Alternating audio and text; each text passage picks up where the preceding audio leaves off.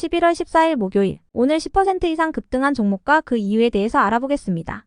오늘 장은 오후 5시 30분 키움증권 기준으로 코스피 지수는 0.07% 상승한 2418.86포인트로 마감했습니다. 외국인은 매도, 기관은 매수로 임한 가운데 개인은 매도로 대응했네요. 오늘 코스피 거래 대금은 12조 원입니다. 한편 코스닥 지수는 1.17% 하락한 681.56포인트로 마감했습니다. 외국인은 매도, 기관은 매수로 임한 가운데 개인은 매도로 대응했습니다. 오늘 코스닥 거래 대금은 6조 원입니다. 그럼 본격적으로 오늘의 급등 종목들을 살펴볼게요. 오늘 10% 이상 급등한 종목은 총 33종목으로 코스피에서는 11종목, 코스닥에서는 21종목이 나왔습니다. 이 중 상한가 종목은 범양건영, 노브랜드, 차이커뮤니케이션, 썸에이지, 아주아이비투자, 한커미드 6종목이고요. 오늘 하한가 종목은 없었습니다. 총 33개의 급등 종목 중 상위 30개 종목들을 테마별로 묶어보니 3개 테마로 나눠볼 수 있었어요. 그 외 나머지는 개별 이슈로 오른 종목들인데요.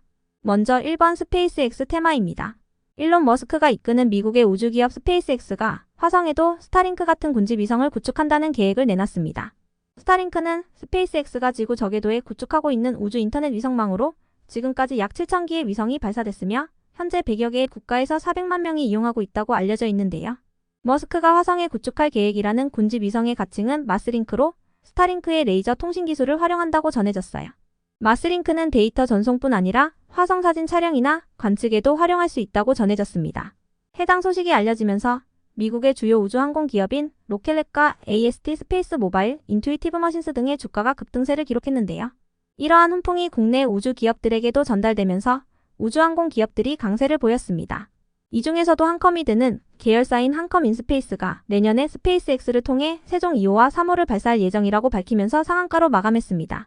한컴인스페이스는 한글과 컴퓨터 그룹의 우주항공 계열사인데요. 이 같은 소식에 한커미드가 상한가로 마감했으며 계열사인 한글과 컴퓨터도 강세를 보여주었네요. 한편 아주아이비투자와 미래에셋증권은 스페이스X에 투자한 이력이 부각되었습니다. 다음은 이번 재건 건설 테마입니다. 트럼프가 우크라이나 전쟁의 휴전 협상을 이끌 특사 파견을 준비 중이라는 소식이 전해졌습니다. 관련 기사에 따르면 트럼프는 우크라이나 평화특사를 매우 빠른 시일 내에 임명할 가능성이 높다고 전해졌는데요.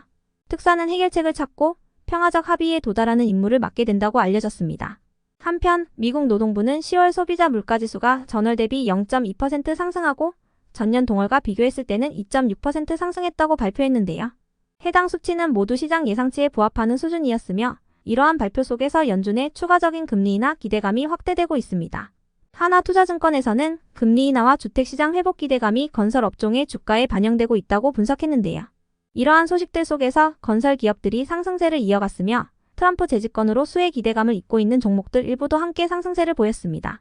이 중에서도 엠노는 미래에셋증권에서 엠노가 트럼프 정권의 수혜를 받을 것으로 분석하면서 상승했는데요. 미래에셋은 국내 1위 AI 기반 공급망 관리 소프트웨어 기업인 엠노가 3분기 호실적과 함께 내년에 본격적인 글로벌 성과가 기대된다고 분석했습니다. 또한 트럼프 정권이 들어섬에 따라 벤더사에 대한 국가 규제가 강화된다면 관련 시스템 등에 대한 수요가 커질 것이므로 이에 따른 수혜가 전망된다고 밝혔습니다. 다음은 3번 양자암호 테마입니다. 어젯밤 미국장에서 아이온큐와 퀀텀 컴퓨팅, 그리고 리게티 컴퓨팅 등의 양자 컴퓨팅 기업들이 급등세를 보였습니다. 트럼프가 양자 컴퓨팅 분야를 집중 육성할 것이라는 기대감이 이어지면서 관련 기업들의 주가가 강세를 보이고 있다고 해석되고 있는데요. 특히 아이온큐는 양자 네트워킹 전문 기업인 큐비텍을 인수하여 118개의 특허를 추가로 확보하게 됐다고 전해졌어요. 이 같은 분위기가 국내 양자암호 기업들에게도 전달되면서 관련주들이 강세를 보였습니다. 그 외 나머지는 개별 이슈로 오른 종목들인데요. 먼저 노브랜드는 어제 장마감 후 기존에 취득했던 주식을 소각한다는 공시와 함께 30억 원 규모의 자사주 취득을 결정했다고 공시하면서 상한가로 마감했습니다. 취득 예상 기간은 내년 2월 13일까지입니다. 이어서 차이커뮤니케이션이 상한가로 마감했습니다. 트럼프가 정부 효율성위원회의 수장으로 일론 머스크를 임명하면서 광고주들이 X의 광고를 재개하고 있다는 기사가 전해졌기 때문인데요. 해당 소식에 차이커뮤니케이션이 X와 유튜브 등 다양한 글로벌 미디어들의 공식 광고 대행사라는 점이 부각된 모습이었네요. 다음으로 썸에이지가 상한가를 갈 만한 이유는 파악되지 않았는데요. 썸에이지는 최근 아파트를 부른 로제의 소속사에 초기 투자자로 참여했다는 내용의 기사가 붙은 바 있으니 참고해주세요. 한편 비트나인과 KC그린홀딩스의 급등 이유는 파악되지 않았습니다. 다음으로 SD바이오센서는 3분기 실적을 발표한 데 이어 300억 원 규모의 자사주 취득 및 소각을 결정했다고 공시하면서 강세를 보였습니다.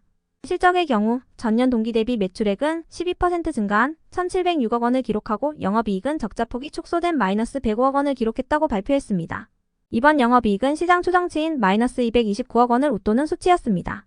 이어서 인카금융서비스는 3분기 후 실적을 발표하며 상승했습니다. 영업이익은 전년 동기 대비 186% 증가한 284억 원을 기록하고 순이익은 237% 증가한 208억 원을 기록했다고 발표했습니다. 다음으로 PI첨단소재는 3분기 후 실적을 발표하며 상승한 것으로 파악됩니다. PI첨단소재는 전년 동기 대비 매출액은 15% 증가한 706억 원을 기록하고 영업이익은 184% 증가한 120억 원을 기록했다고 발표했습니다. 이번 영업이익은 시장 추정치보다는 17% 낮은 수치였으니 참고해주세요.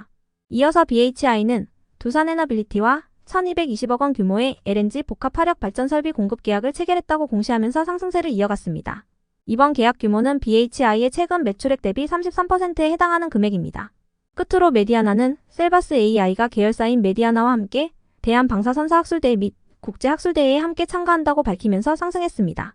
이번 학회에서 메디아나는 환자 감시장치와 MRI용 환자 감시장치 등을 선보이며 셀바스 AI는 영상 판독 기록을 보조하는 AI 의료 음성인식 셀비 메디보이스를 선보인다고 전해졌습니다. 그럼 오늘의 거래량과 거래대금 상위 종목들을 시장별로 살펴보고 마칠게요.